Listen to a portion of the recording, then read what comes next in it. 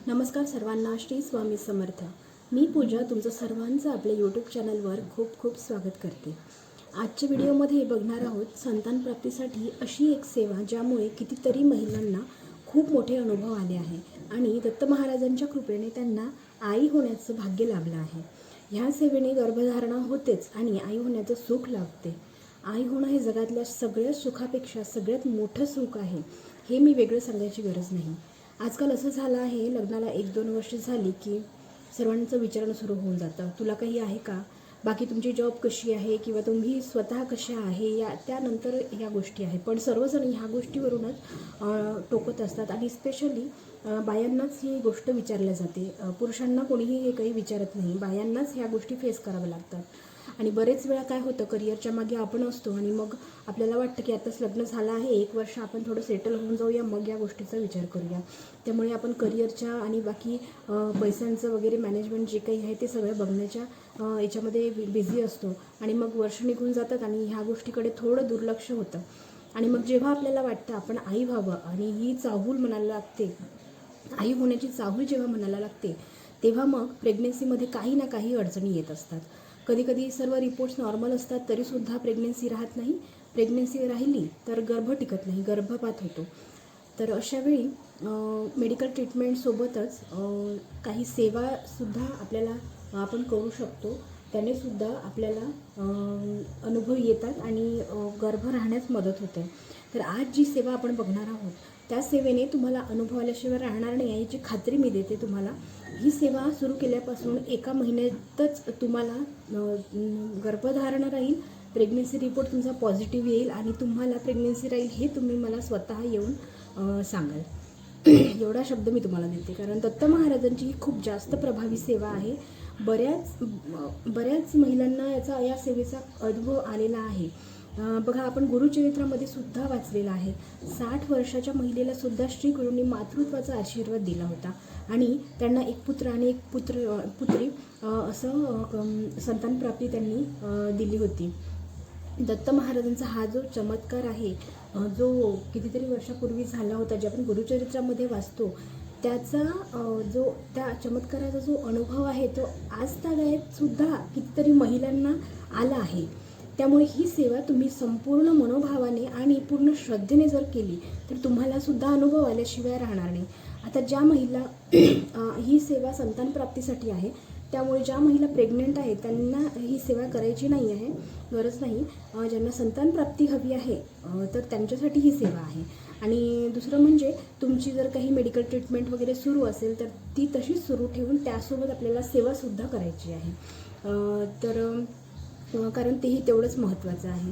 कारण जरी आपण मेडिकल ट्रीटमेंट घेत असू तरी पण कधी कधी औषधाला गुण येत नाही आपण म्हणतो, पण एक आहे की विज्ञानाला सुद्धा अध्यात्माची गरज म्हणजे जोड असणं तेवढंच महत्त्वाचं आहे। कारण जिथे विज्ञान संपतं तिथून अध्यात्म सुरू होतं, आपल्या सगळ्यांना माहिती आहे। बरं, मी परत एकदा सांगते, ही दत्त महाराजांची सेवा आहे जी आपण बघणार आहोत। ती सेवा तुम्हाला अगदी मनापासून आणि पूर्ण श्रद्धेने आणि विश्वासाने करायची आहे, मनामध्ये कोणतीही शंका न ठेवता करायची आहे, याचा अनुभव नक्की येणार तुम्हाला। तर करायचं काय आहे, ही सेवा तुम्ही कोणत्याही महिन्याच्या कोणत्याही गुरुवारीपासून सुरू करू शकता। महिना कोणताही चालेल, पण वार फक्त गुरुवार असावे एवढी अट आहे। बाकी महिना कोणताही असला तरी चालेल, किंवा या महिन्यात करता येत नाही त्या महिन्यात करता येत नाही असं काही नाही। कोणत्याही महिन्यामध्ये कोणताही पहिला, दुसरा, तिसरा, चौथा कोणताही गुरुवार चालतो।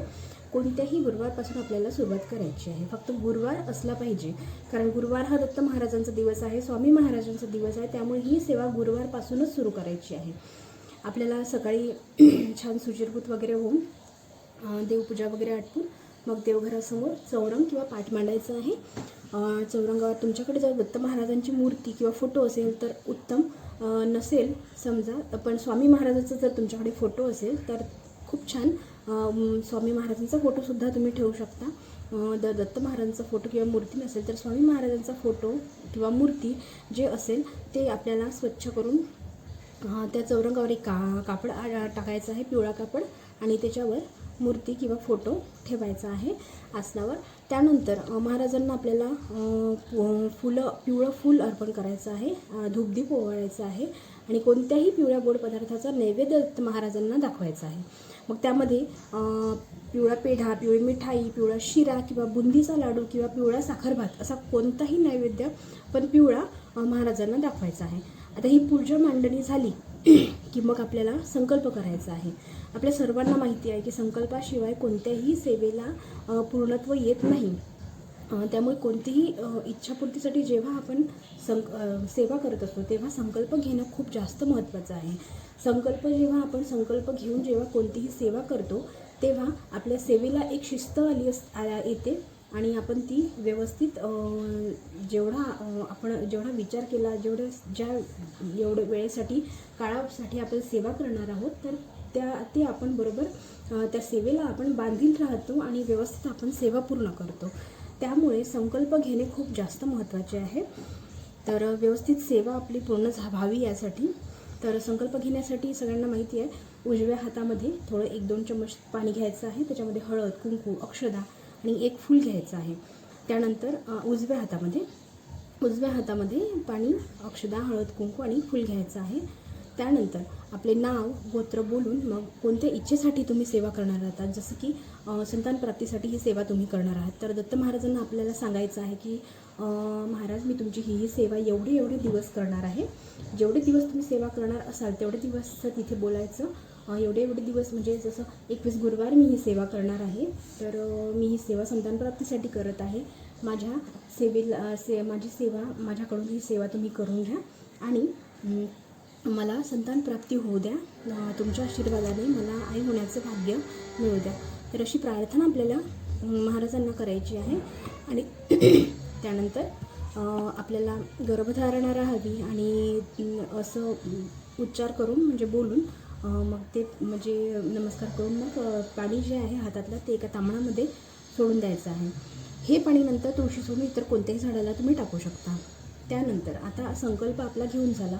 त्यानंतर महाराजांच्या समोर 2 अगरबत्ती लावायच्या आहे आणि श्री गुरुदेव दत्त ह्या मंत्राचा आपल्याला त्या अगरबत्ती पूर्ण विजेपर्यंत जप करायचा आहे. त्या 2 अगरबत्त्या जोपर्यंत जळत आहे किंवा जोपर्यंत सुरू आहे तोपर्यंत आपल्याला श्री गुरुदेव दत्त ह्या मंत्राचा जप करायचा आहे. जेव्हा तुम्ही जप सुरू कराल तेव्हा जप करताना तुमच्या डोक्यामध्ये फक्त आणि फक्त मंत्रच चालू असला पाहिजे. जप करताना असा करायचा आहे की एवढ्या अंतर्मनातून आपल्याला करायचं आहे की आजूबाजूला कोणता आवाज आपल्याला ऐकून यायला पाहिजे, कोणाचा आवाज किंवा आपल्या मनामध्ये सुद्धा कोणते विचार शक्यतो येऊ देऊ नये. पूर्ण आपलं फक्त आपण तुम्ही जेव्हा जाप कराल तेव्हा तुम्ही आणि फक्त दत्त महाराज बस. तर पूर्णपणे अनन्य भावे दत्त महाराजांना शरण जाऊन आपलं तनामना धनाने महाराजांच्या चरणी लीन होऊन आपल्याला जप करायचा आहे. तुम्ही हा जप असा करून बघा आणि तुम्ही स्वतः अनुभव घ्या. संकल्पयुक्त 11-21 गुरुवार किंवा ह्यापेक्षा जास्त काळ जरी तुम्ही ही सेवा करणार असाल जर जेवढ्या दिवसाचा संकल्प तुम्ही करणार असाल तेवढ्या दिवसातच तुम्हाला गर्भधारणा राहील एवढं नक्की. फक्त अगदी मनापासून ही सेवा करायची, मनामध्ये ठाम विश्वास ठेवून पॉझिटिव्ह विचार करायचा आहे की दत्त महाराजांच्या कृपेने मला लवकर गर्भधारणा राहणार आहे आणि असा म्हणजे पॉझिटिव्ह विचार करूनच ही सेवा आपल्याला करायची आहे. ही पूजा जी आपण पूजा मांडणी करणार आहोत ती पूजा रोज मांडायची गरज नाही. फक्त पहिल्या दिवशी आपल्याला पूजा मांडणी करायची आहे. त्यानंतर दुसऱ्या दिवशीपासून फक्त देवघरासमोर बसून दत्त महाराजांच्या समोर बसून 2 अगरबत्ती लावून आपल्याला जप करायला बसायचं आहे. जप करायला बसायच्या आधी जप सुरू करायच्या आधी आपल्याला एकदा दत्त महाराजांना प्रार्थना करायची आहे. हा जप तुम्ही कशासाठी करताय ते एकदा दत्त महाराजांना सांगायचं आहे आणि जप संपल्यानंतर सुद्धा एकदा दत्त महाराजांना आपल्याला आपली इच्छा सांगायची आहे. ठीक आहे. त्यानंतर गुरुवारी म्हणजे आता आपण गुरुवारपासून जसं सुरू करणार आहोत तर गुरुवारी करायची आहे. म्हणजे गुरुवार असं नाही तर गुरुवार ते गुरुवार म्हणजे गुरुवारपासून ते पुढल्या गुरुवारपर्यंत मधले सगळे दिवस म्हणजे गुरुवारपासून सुरू करणार आहोत तर गुरुवार, शुक्रवार, शनिवार, रविवार असं पुढल्या गुरुवारपर्यंत कंटिन्यू 8 दिवस. तर तसं सतत पूर्ण 4 गुरुवार म्हणजे जेवढे गुरुवार तुम्ही करत असाल तसे कंटिन्यू ही रोज सेवा आपल्याला करायची आहे. रोज सेवा ही करायची आहे. तुम्ही जेवढ्या दिवसाचा संकल्प केला असाल तेवढी. तर जप पूर्ण झाल्यानंतर जी अगरबत्तीची जी काही रक्षा पडली असेल ती तुम्ही स्वतःच्या आणि तुमच्या पतीच्या कपाळाला, नाभीला लावायची आहे. आणि त्यातली थोडी जी रक्षा आहे ती आपल्या जिव्हाळ्याला सुद्धा लावायची आहे. दत्त महाराजांचं नाव घेऊन मनात हा विचार आणायचा आहे की मला गर्भधारणा राहिली आहे, असा विचार मनात धरून ती रक्षा जिभेला आपल्याला लावायची आहे किंवा सेवन करायची आहे. तर तुम्ही अशा प्रकारे ती रक्षा सेवन करा आणि सेवेचा चमत्कार बघा. ही सेवा जर तुम्ही केली तर त्या महिन्यातच तुम्हाला गर्भधारणा राहीलच आणि तुम्ही इथे येऊन माझ्यासोबत तुमची गुड न्यूज शेअर करा.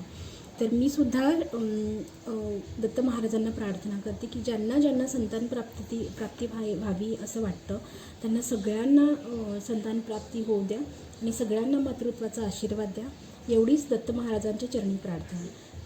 तर ज्यांना कोणाला गरज आहे त्यांना नक्की हा व्हिडिओ शेअर करा.